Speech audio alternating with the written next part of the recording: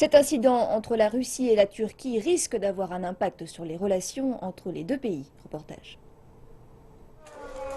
À l'extérieur de l'ambassade turque à Moscou, les Russes ont réagi à l'incident impliquant l'avion Su-24. C'est une ambassade de meurtriers, à mon avis. Les gens qui devaient être des partenaires ont montré un visage menaçant. Et ces gens ne sont pas seuls à exprimer leur colère. Le président Vladimir Poutine a déjà qualifié le geste de la Turquie de coup de poignard dans le dos. Mercredi, il en a rajouté. Nous observons, et ce n'est pas seulement nous, je vous assure. Le monde entier voit que le leadership turc, depuis un bon nombre d'années, a appliqué une politique intérieure délibérée pour favoriser l'islamisation de leur pays. Les événements récents créent maintenant des relations houleuses entre les deux pays, qui ont des liens étroits dans le tourisme, le commerce et le partage de renseignements sur le terrorisme.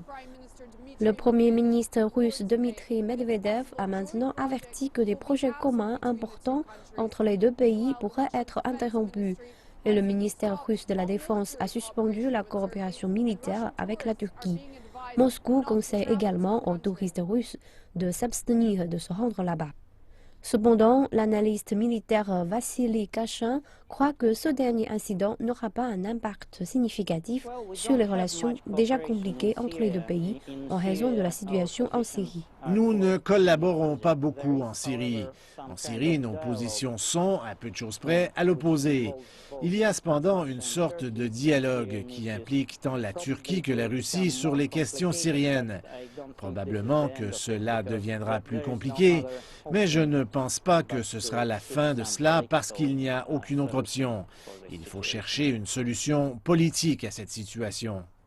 Il y a clairement un refroidissement dans les relations entre les deux pays, mais il y a encore un espoir que les ministères des Affaires étrangères des deux pays se rencontrent et qu'une solution diplomatique pourra être trouvée.